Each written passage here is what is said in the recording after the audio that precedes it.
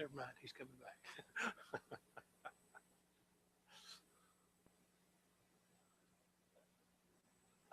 Did you just get a new job there?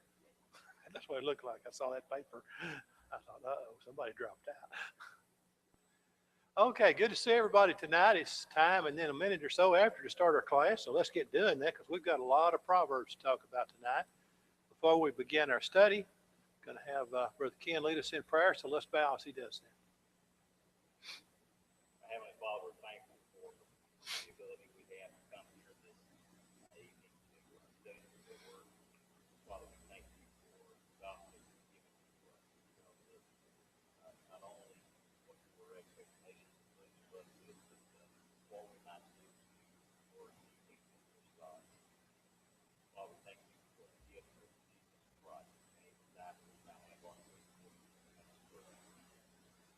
Father, grace you be with us and even with us today. Father, we do pray for you to speak. Give a great revelation of the kingdom of the Spirit. Father, grace you be with those who are not with us today. Away from us in the area. Father, grace you be with us. Father, those who are weak, make mistakes with the Spirit.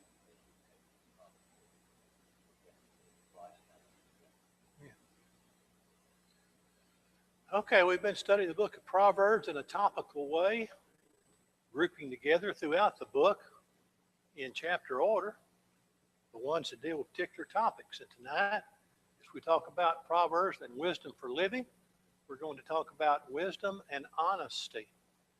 And as we study a whole lot of Proverbs dealing with that. So we will have as much material as we can cover tonight and perhaps more, but that's okay because we want to keep moving through and all the good subjects that we have that we can cover. I've done something different than I normally do. These three are so related, I put them on the first slide rather than put them in chapter order. That's the only ones. Well, no, there's one other I've done that way in a moment. But they are very close together in what they say. They deal with the same subject, so I group them together. And this is not all that the book of Proverbs has to say about weights and measures, about balances, about scales, about dealing honestly in what will be called the commercial arena. The Proverbs writer says, dishonest scales are an abomination to the Lord, but a just weight is his delight. Honest weights and scales are the Lord's. All the weights in the bag are his work. Diverse weights and diverse measures, they are both alike, an abomination to the Lord. So if we were to read this in Solomon's day, we would say, you know, we need to be honest in our business dealings in order to please the Lord. And if we were to read this in 2015, we would recognize that just as it was then, it is still the Lord's will that we be honest in our business dealings, that we do not change from dealing one way in a situation in which we're trying to make a profit and then deal another way in another situation, which is really what they were talking about here. Now, back in those days, I'm going to have you some pictures in just a moment, but bear in mind in those days they did not have the measuring devices that we have today. So there would have been much as with the methods that they used. However, there were standards. There were standards by which things could be weighed in different cultures. Those were different things. As we read in Exodus 30 and verse 13 and some other places, there was something called the shekel of the sanctuary. And a shekel was a weight. That's the way they weighed things such as gold and silver and other things that lent themselves to that amount of size. And that was the official shekel. If you wanted to know as you did business with your other Israelites, your brothers and sisters, and you wanted to know if the shekel that you were using in your business was the right amount, you would check it against the shekel of the tabernacle. There was a standard there. Later on, when we have the story of David, and particularly his son Absalom, you remember one of the features that Absalom had, one of the physical features? What did he let grow? Okay, he saved a lot of money at the barbershop. He let his hair grow And at the end of the year, he'd cut it off and pile it up, and they would weigh it. And Second Samuel chapter 14 and verse 26 said they measured it with the king's stone. That's like our Bureau of Weights and Measures today. The king had a stone. If you wanted to check things, where did you go for the official standard to go by? Well, you went to the king in that particular case. And it's been different throughout different cultures and throughout Jewish history. But there was a standard. And if you wanted to be honest in your dealings of buying and selling, you used that standard, and everybody knew what it was. It didn't matter so much what it was. If it was a pound, 2 pounds, 50 pounds, 100 pounds, according to whatever you were weighing, the important thing was everybody dealing honestly and in the same way with everybody else. In other words, we didn't have two sets of weights. I've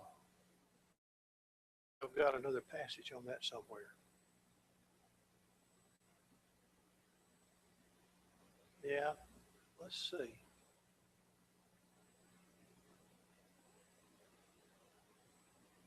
Well, I don't remember if I do or not. But see, what's possible, what you could do was have one set of weights for the person that you were buying something from.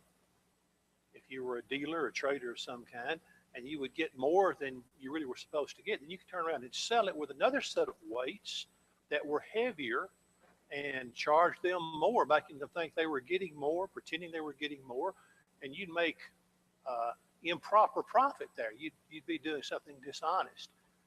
So, of course, that's what our topic is for tonight. So this was a big part of what they were doing. Yeah, here we go. Here's what I was thinking about. Deuteronomy 25. Not in the book of Proverbs, but dealing exactly with what we're talking about. The law said, and this is Moses reminding people in Deuteronomy about what the law said, you shall not have in your bag differing weights, a heavy and a light. You should not have in your house differing measures, a large and a small. The weights were things that you could weigh. The measures were things like baskets that you would put grain in or something like that. You should not have in your house different measures, a large and a small. You should have a perfect and just weight, a perfect and just measure, that your days may be lengthened in the land which the Lord your God has given you. In other words, if you want the Lord to bless your time, the promised land, what you need to do is be honest with your neighbors. You need to deal honestly with everybody. You need to sell and buy according to the same standard. You need to do what's right in the commercial world. And of course, there was a lot of that going on because of being primarily, or so much at least, an agricultural economy. There would be a whole lot of buying and selling and weighing things with the way that they had to do that. Now, they had balances. They weren't as nice as ours today.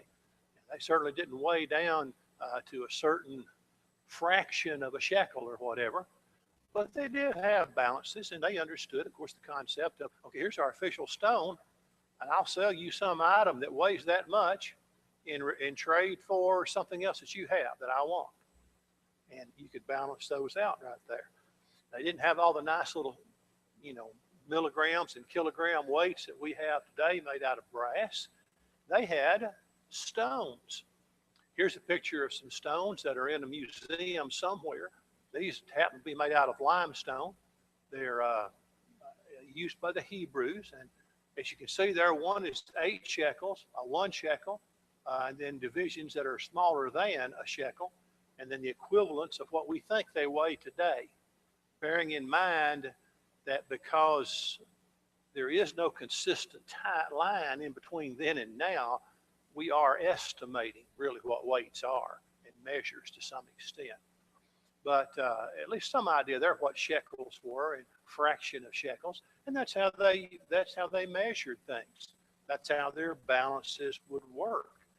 And the accuracy, the honesty depended upon whether these stones were just or right. And the Lord's stone in your bag is mine. In other words, you're responsible. You're a steward of honesty, and you better use those correctly. Here's some other stones that were used. The ones on the bottom left here are much bigger. They probably somewhere like the size of the tire off of our car or something like that, would have been used to measure much larger quantities, perhaps of grain or something on some kind of crude balance device. The others are smaller, probably in the shekel category. And these others up here are Babylonian, and You can't read that. I was hoping it would show up. But this is a museum in somewhere in Great Britain, and these are Babylonian weight stones. And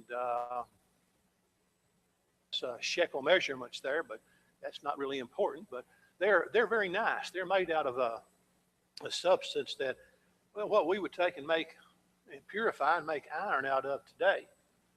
They're made of an iron oxide in a certain kind that you can get out of the ground, and you can make it very shiny like that. And they look modern almost. You know, you look at it and you say, well, that looks like something that came off of a UFO or something like that. They were professional, modern looking, but those were back around the time of the Babylonians. So they've been around a long time. But this is how balances were made. I mean, how commerce took place. This is what was used with weights and measures. And the Lord said, this is not something to fool around with. You do not have the right to get away with something just because your neighbor doesn't know any better. If you want to be blessed, you need to, in the land of promise, you need to be honest with your weights and your measures. And then, of course, Solomon, writing during the time of the kings, writes these others here, and he calls it an abomination to the Lord. And we'll run across that word again tonight, probably, if we get to that point. Abomination is literally that which is disgusting. We've talked about this before, I think, with another proverb. Some things disgust God. He despises them. They're hateful to God. And one of them is even on what we think of as an everyday level of commerce. But God finds that to be an abomination if it's not done honestly. So, a lot of wisdom here about honesty, and particularly our day in and day out activities. Now, let's move on to a different type of honesty or dishonesty, and that's basically speaking the truth or not speaking the truth. We've got several verses in a row here. He who speaks truth declares righteousness, but a false deceit. Now that sounds pretty obvious, but just to note there, the word for speak is literally breathes out. Solomon is talking about someone who doesn't have to stop and think about, now, how am I going to answer? Am I going to tell the whole truth on this, or am I going to stretch things just a little bit? Am I going to bend the truth so that my situation will come out better? But the word is, it just breathes out. The righteous person breathes out the truth, breathes out righteous, because that's the way that person is. It comes from the heart. But a false witness, you might apply the same word. They're breathing out, in a natural sense, they're breathing out deceit. That's just the way that they are. What is in a heart comes out in what is in the verbalization, what a person says, especially when they're under pressure. There is one who speaks the piercings of the sword, but the tongue of the wise promotes health. A little bit about the use of the tongue, but has to also to do with specifically the subject of honesty. And of course, the tongue can pierce. It can cut like a sword. We'll see some other comparisons later on as well. In fact, 3 different weapons that the wise man will compare the tongue to. Cut to the quick. That's what the tongue can do. It can, well, you know, read what James has to say about it. It's set on fire by hell, and it sets on the fire of the whole world if you let it. That's what the tongue can do. And lying is a big part of that. But the tongue of the wise promotes the truth, health. We want things to be healthy, good, prosperous, and certainly the way God wants them to be. We speak the truth. That's healthy. The truthful lip shall be established forever, but a lying tongue is but for a moment. So the truth, the truthful tongue, it's like it endures. It's invincible. It, what we would say, stands the test of time. The truth will stand the test of time. It may be opposed, it may be criticized, but eventually the truth stands the test of time. Whereas that which is a lying tongue, It's but for a moment. It is often found out very quickly and recognized as that which is not true. Deceit is in the heart of those who devise evil, but counselors of peace have joy. So we've got two types of people there. One that is known for truth and deceit, or truth and helping. The other that's known for lying and deceit. And two totally different views of what they're trying to do. Devise evil. I'm trying to think of a way that I can deceive somebody, lie to somebody, and bring about something that I want. On the other hand, there's the counselor of peace who deals in the truth, and a counselor of peace wants to bring about what's best for everybody.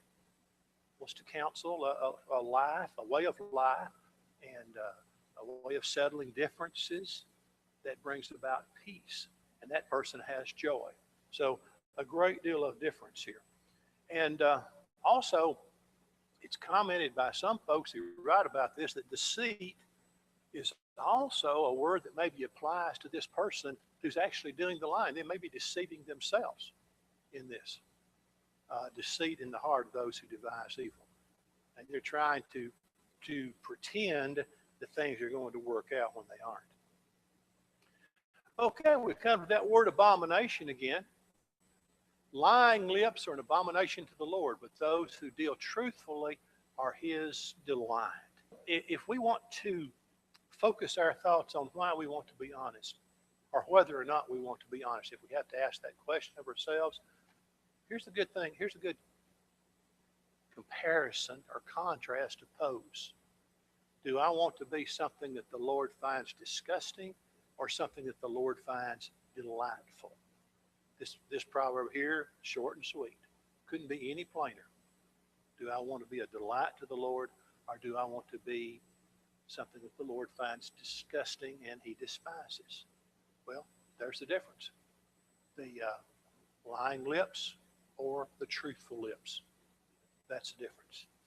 One more slide, then we'll pause for questions or comments. A righteous man hates lying, but a wicked man is loathsome and comes to shame. So, loathsome, here's another word that ought to stick in our minds. Loathsome literally means he stinks. A foul smell, an unpleasant odor in a physical sense. A person who lies, wicked and is known for lying, he stinks and he comes to shame. Now, physically, of course, that has an application. Here it probably has an application more to he stinks morally. He has a foul or unpleasant moral aroma about him. That's the person who is wicked because he has no problem with stretching the truth. Has no hesitancy to it if it's to his advantage. A righteous man, on the other hand, he hates it. It's like God finds it despicable, an abomination. Well, a righteous man does too. We want to think about things the way God thinks about things, don't we? We want to feel the way God feels about, in this case, sin, the sin of lying. All right, the final part of this slide. Much food is in the fallow ground of the poor, and for lack of justice, there is waste. So, a poor person, on a different page here on my notes, a poor person I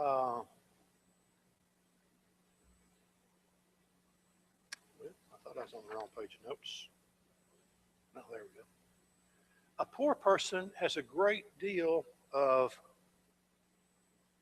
capability, potential, even though he's poor. Much food is in the fallow ground of the poor man who is honest, who is upright. And for the lack of justice, there is waste. And that is presumed to refer to the rich man who does things that are not just. And because of that, he has a great deal of potential because he has so much, but it's wasted because of the lack of justice, the lack of honesty. Okay, let's stop right there. We're through maybe between a third and a fourth of it in half of our time, so we'll see what we can do with it. But comments on these so far? Modern day applications that you thought of, whatever.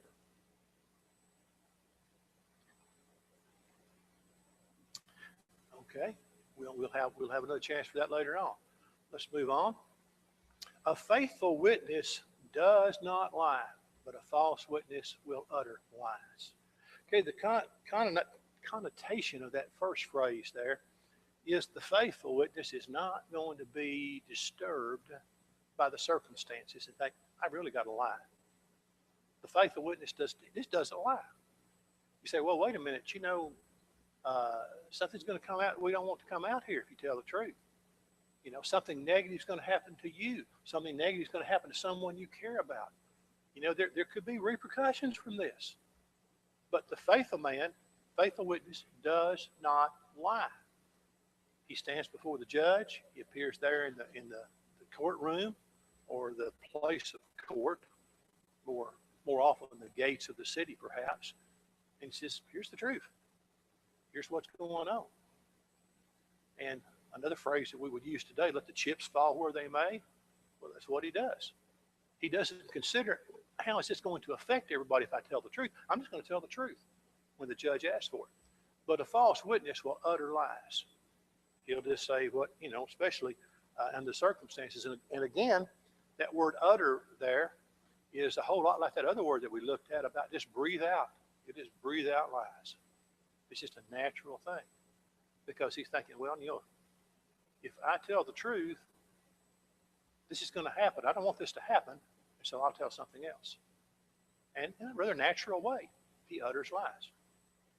A true witness delivers souls, but a deceitful witness speaks lies. Can you think about all the possibilities of someone who gets on the witness stand and tells the truth when someone has been accused of something that falsely, not something you're not guilty of? A true witness delivers souls. In other words, he saves the innocent. Again, it may not be a popular statement. It may be things that people don't want to hear. People may already have their mind made up and say, this person's guilty. Well, we know he's guilty. Just look at it. You can tell he's guilty. But then an honest man stands there before the court and said, here's what I know. And what he knows saves that person. It proves that he's not guilty because he's a true witness. He delivers souls. He saves the innocent. But a deceitful witness speaks lies for perhaps any number of reasons. Maybe because he wants to agree with everybody else's preconceived notion, perhaps because there's something in it for him. But he just speaks lies because he's a deceitful witness. A false witness will not go unpunished, and he who speaks lies will not escape. Now let's go ahead and read the next one there because it's repeated almost verbatim with one different word a few verses later. A false witness will not go unpunished, and he who speaks lies shall perish. Do you think the Lord thought that this was a pretty important proverb to say it twice in just slightly different language? And Solomon recognized that as he compiled the book of Proverbs. Okay, the false witness will not go unpunished, exactly the same in both of these verses. And he who speaks lies will not escape and shall perish. So that's kind of like a negative and a positive. It's saying, here's what you're not going to do. You're not going to get away scot-free. You're not going to get away with this. It's going to be noticed. And here on the other side, you're going to be destroyed by it. You will perish. And of course, the nature of the situation and the witnessing will determine in what way or to what extent a person perishes. But if nothing else, come Judgment Day, a person stands before God, they'll not escape. And the end of those who are deceitful and do not turn from that deceit will be to perish. So, very similar wording and the same fate, just expressed a couple of different ways there. Won't escape, and they will perish.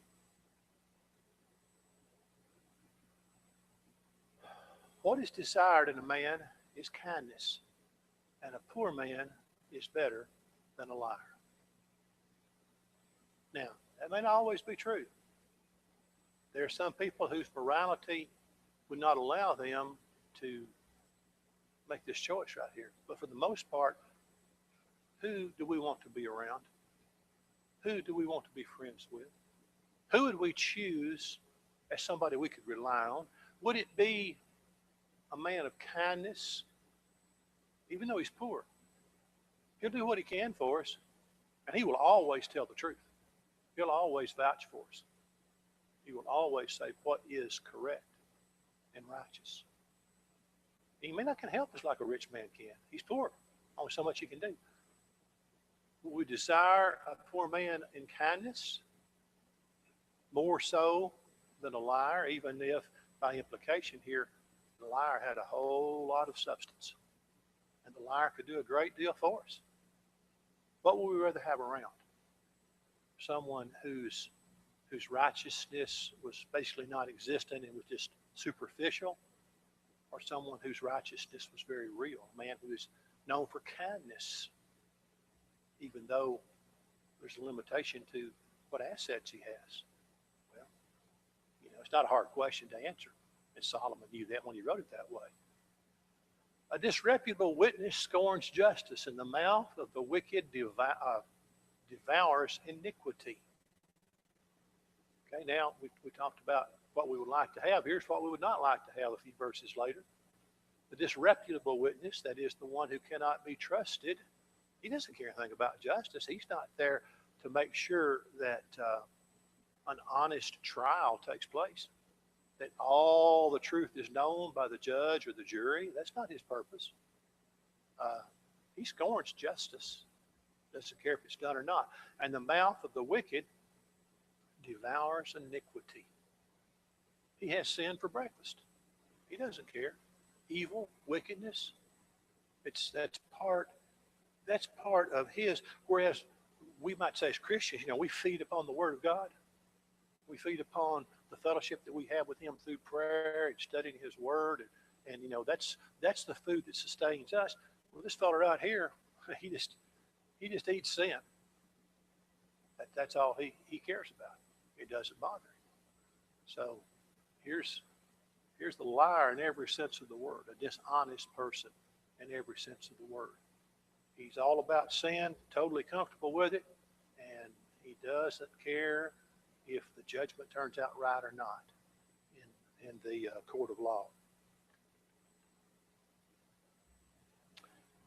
The righteous man walks in his integrity. His children are blessed after him. And we recognize that. That's not the only time in the Old Testament that's already been said in so many words, is it? The Israelites were promised, you remain faithful. You're going to bless your children, your grandchildren to the third and fourth generations. If you go wicked on me, you forget about me, you break the covenant, then your grandchildren to the third and fourth generation are going to suffer the consequences because of what you did.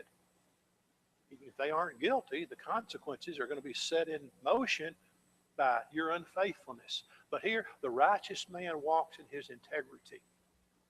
And one of the greatest things that he can do for his children after him and their children and the next children and the next generation is to walk in integrity. Hopefully that being coupled with a faithful relationship with God, which, we kind of put integrity in that same category, don't we? Follower of God, you're a person of integrity. You will bless the generations that come after you. And in particular here, Solomon says your children. Okay, here's the fellow down at the market. Picture yourself in one of those markets like we see on television back in Bible times, back in the Middle East, and everybody's going along. They got their little display set up, whatever product they're selling, and here's a guy over here. He's looking at something. Oh, it is good for nothing. It is good for nothing, because he's wanting to buy it. He's wanting to talk down the price, and it doesn't matter what it is. He's going to say, "Well, this is inferior. I can't believe I'm even talking about buying this. This is awful." And he tries to get the guy to go down on price, and finally he gets it from the merchant, and he buys it for a lower price. Then he marches down the way, and he gets out of earshot, and then look what I got, look what I got. When he has gone his way, then he boasts. He was being dishonest in that transaction. He was saying, this is poor quality. But then when he's got it and he shows everybody, look at the bargain I got. Look at this great deal. And I only paid this for it. Well, that was what they called not uncommon back then, that kind of dealing. But here Solomon identifies it, at least in this context right here, as less than honest dealing. Not recognizing something, not wanting to give a person what will be considered a fair price for it, and using manipulation there in both directions. This is not worth the price. Then later, oh, look at the bargain. So you can almost see that happening as you think about your picture of the ancient market in biblical times.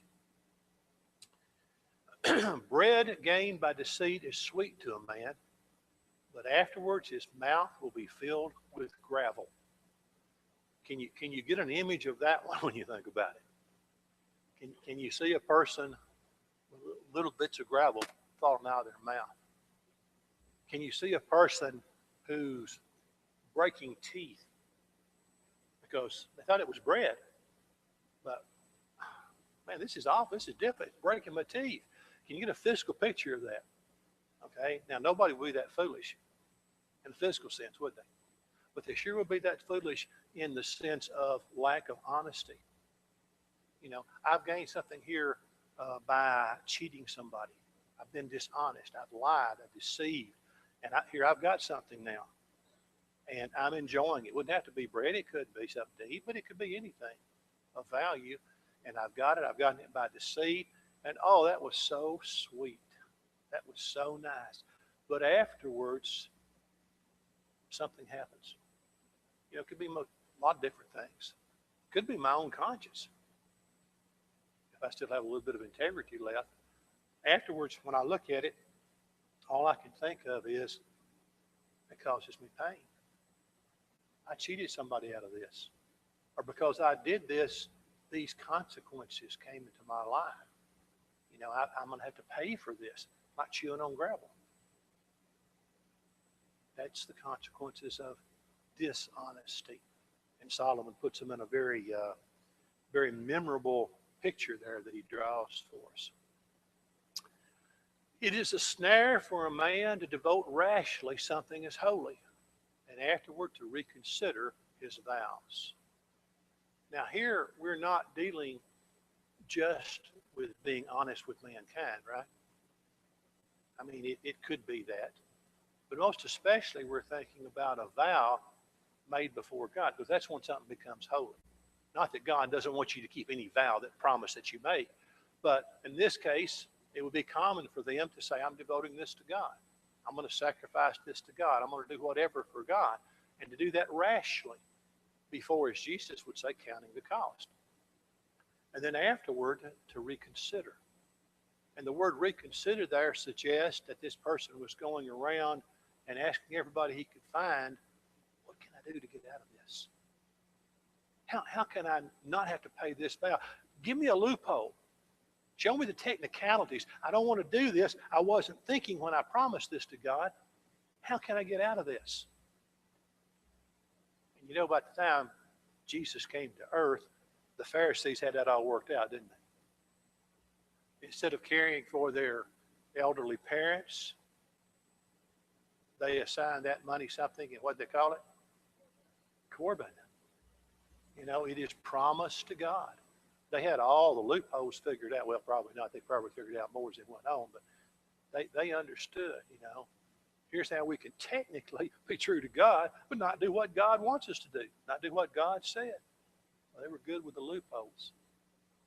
Solomon says, don't be rashly promising God something, and then later feeling like you've got to come back and try to figure out some way not to do it. Because God takes our vows very, very seriously. So the best thing would do would just be not to make a vow rashly. Then you wouldn't have to worry about the second part, how to get out of it. Just think through very clearly before making the vow. A lot of dishonesty there, and in particular dishonesty before God. Getting treasures by a lying tongue is the fleeting fantasy of those who seek death. We talked about this when we talked about money, didn't we? A fleeting fantasy. The idea that I can deceive, I can lie, and I can get something wonderful is not something that's going to last. And what I'm really doing, I'm just looking for destruction when I do it. I'm seeking death. If that's the way I think I'm going to get a treasure, I'm going to get possessions, I'm going to get money, I'm going to get land, or whatever it might have been that a person might be contemplating back then. It was in their minds, imagination of how much they were going to enjoy that. It was a fleeting fantasy, though, and what they were really seeking, the consequences of it, were death. A false witness shall perish, but a man who hears him will speak endlessly. Now, I had to read about this one myself. I'm trying to figure out what this means. You may have a translation that tends to aim it a little bit differently. A false witness shall perish. That's not hard to understand. We've already seen ideas like that before. But the man who hears him will speak endlessly. Okay? Most folks that write about this think that person who hears him is the honest person, the person who always tells the truth. And he's waited now until the false witness is over. He said all there is to say, and he may have got himself tangled up, and the opposing attorney may have come over and got him all tripped up in his story. He may be in a mess. He's going to perish. But the wise man who's telling the complete truth, he's waited, he's listened, and now he will speak endlessly. That is, he will speak unchallenged. He'll simply speak the truth. And as he speaks the truth, everybody's going to hear it and say, yeah, that's the story. That's how it really happened. That fits everything we're talking about. And nobody's going to challenge him because he's waited for the liars to already get done now. And here's the truth. Here's what I saw happen. And he tells it like it is. But Charlie?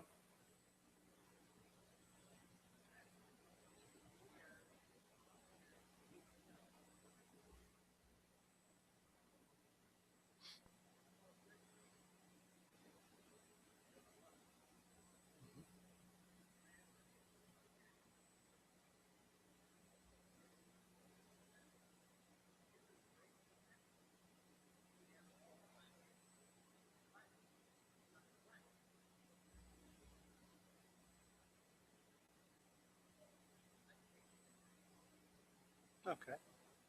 Brother Charlie reminded us of the scripture that says, woe unto you when all men speak well of you. And certainly that could be a little proverb too here, consistent with this. A false witness, everybody could be patting him on the back. In fact, his crowd would be. The lying crowd be patting him on his back. Oh, you got us right where we want to go with that one, because they want to go to a certain end. But what you want to do in a courtroom is go to the truth. Okay, thank you. All right, we're going to almost get done here, but let's keep moving.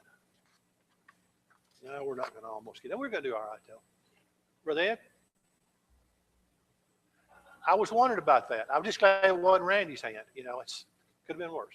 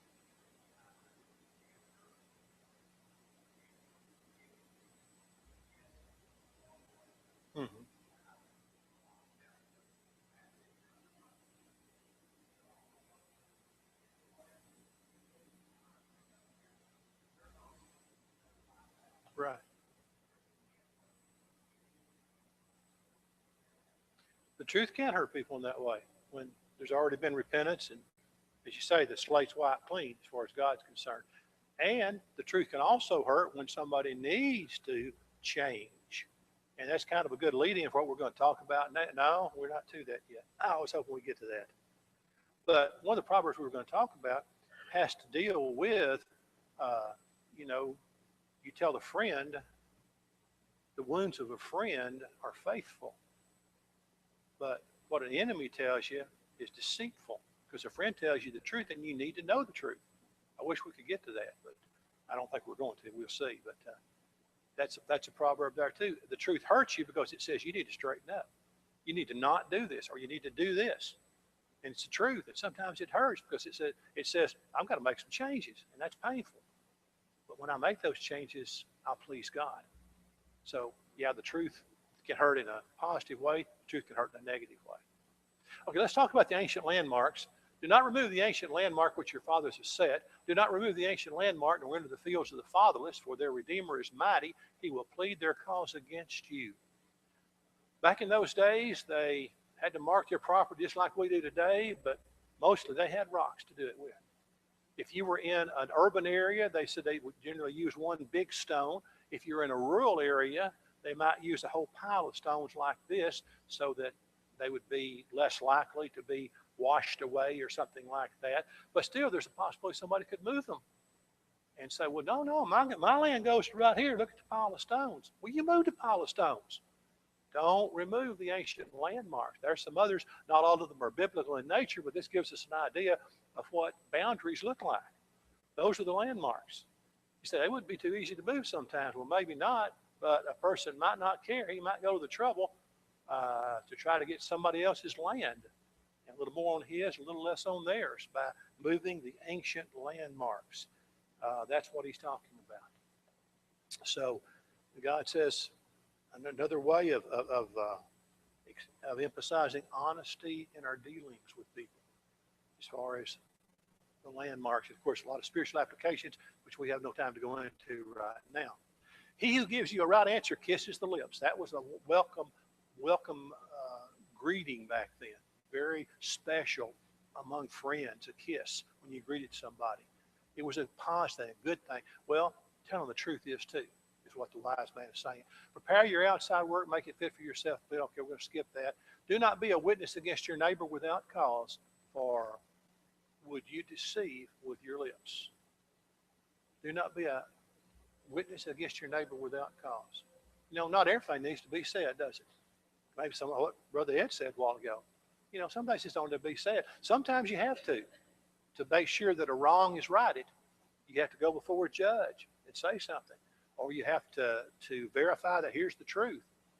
But you know, there's a time that you have to say something about your neighbor negative. And there's a time when you don't need to say that.